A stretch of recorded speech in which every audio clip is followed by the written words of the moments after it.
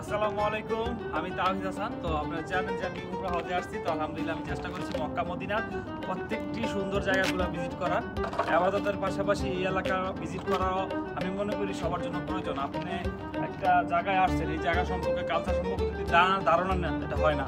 আর আমি ভিডিওগুলো এই জন্যই করি, আমার অনেক কাস্টমার আছে, অনেক ভাই বাদার আছে, অনেক বন্ধু বান্ধব আছে যারা কিনা আমাকে ফলো করে। তো আমার এই সুন্দর জিনিসগুলো যদি আপনি পছন্দ করে, আপনার মনের মধ্যে একটা বারের জন্য একটা স্প্রিয়া সৃষ্টি হয় যে ভাইয়া আমি উমরা হজে যাব, যদি আপনি এটা নিয়ত করে ফেলেন বা এটা যদি আপনি কবুল করেন, ইনশাআল্লাহ এই সবটা আমিও পাবো। তার জন্য আমি চেষ্টা করি আপনাদেরকে সৌন্দর্যগুলো তুলে ধরার, যেন ইয়াং যুবক যারা আমার ভাই বাদার আছে, বিশেষ করে যারা ইয়াং স্টার, তারা যেন আমাকে দেখে শিখে বলতে পারে যে ভাইয়ের মতো একদিন আসবো। আমিও কাউকে দেখছি এক সময়। তো আপনারা যদি আমাকে দেখেন, যদি মন চায় এক সময় আসতে, তো এটাই আমার চাওয়া পাওয়া, যার জন্য আমি ভিডিওগুলো করি। আর যেহেতু অনলাইন হচ্ছে, সোশ্যাল মিডিয়ার যুগ এখন, তো সুতরাং এগুলো যদি আমি না ছাড়ি, অনেকে হয়তো বা যেটা দেখার কথা ছিল না সেটা দেখতে পারতো না। এখন আমি ছাড়তেছি বিদায় কিন্তু দেখতেছে।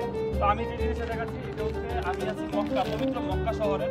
এই যে খেয়াল করেন, এটা হচ্ছে হারাম মসজিদ। হারাম মসজিদের ওই যে দেখেন, ওই যে কাবা ঘরটা হচ্ছে সরাসরি, ওই যে জুম করে দেখেন দুইটা যে ওই যে মাঝখান যে পয়েন্ট আছে, এটা হচ্ছে ক্লক টাওয়ার থেকে নেমে হচ্ছে হারাম শরীফের সরাসরি যে গেটটা, আপনার হচ্ছে আব্দুল আজিজ গেট, ৭৯ নম্বর গেট, এই গেটের মধ্যে দেখা যায়। আর আপনার ওই যে দেখেন, এটা হচ্ছে মারুয়া, এটা হচ্ছে সাফা। এই যে সাফা তো মারুয়া, এই জায়গায় আপনার 7টা সাই করা হয়। তো এই জায়গা থেকে সাই করে আপনারা এদিকটা বেরিয়ে আসবেন।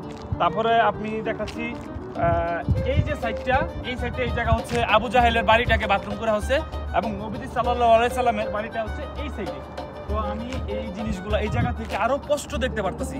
অনেকে মক্কা আসতেছেন, ঘুরতেছেন, বিভিন্ন রেস্টুরেন্টে খাইতেছেন, কিন্তু এই জায়গা আসেন না। এটা হচ্ছে আপনার এটা হচ্ছে জাবেলা খান্দামা, জাবেলা খান্দামা এই জায়গা। এটা হচ্ছে নিচ থেকে ৬,০০০ ফিট উপরে, মানে ৬ কিলোমিটার উপরে।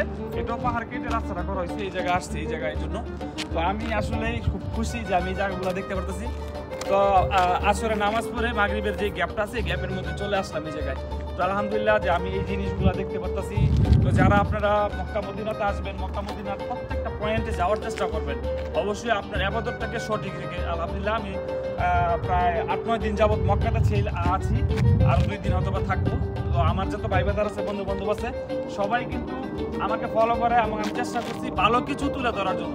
এই দেখেন আজানের সময় হচ্ছে, পুরো আজান মানে সৌদি আরবে এক আজান একবারে সব মসজিদে হয়। আমাদের দেশে যেমন এই মসজিদে এই টাইমে, ওই মসজিদে ওই টাইমে না। এই জায়গায় খেয়াল করেন একবারে আজানের ধ্বনি, এবং আজানের লাউডটা খুবই কম, কিন্তু একসাথে সব জায়গায় হয়। সুন্দর লাগতেছে খুব। তো ওই যে এই জায়গায়।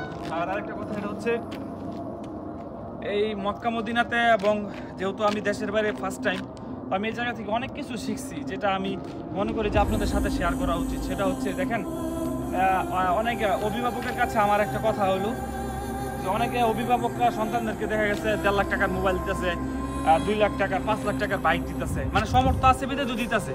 তো তারা যদি তাদের সন্তানকে এই সময়ে, মানে এই বয়সে চিন্তা করে যে নিয়ে একটা উমরা হজে আসবে, এটা কিন্তু একটা অনন্ত বেস্ট চয়েস। তাহলে তার ছেলে এবং ইহকাল এবং পরকালের জন্য এই জায়গা অনেক কিছু।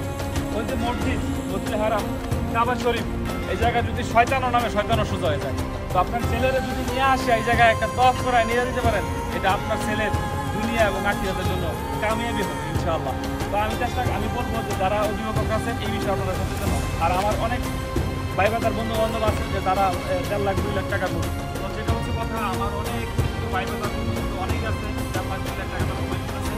তার সাথে হচ্ছে পানি বাদ, ভাই যারা সবাই চলে আসেন এই উমরার উসিলায়, দুনিয়া এবং আখিরাতে দুই জায়গায় আপনার জন্য কামিয়াব হবে ইনশাআল্লাহ। তো আমি ভিডিওগুলো এই জন্যই করি, যেন আমাকে দেখে আমার ভাই বাদা যারা আছে তারা মনের মধ্যে একটা আগ্রহ তৈরি করে যে ভাইয়া আমি যাবো।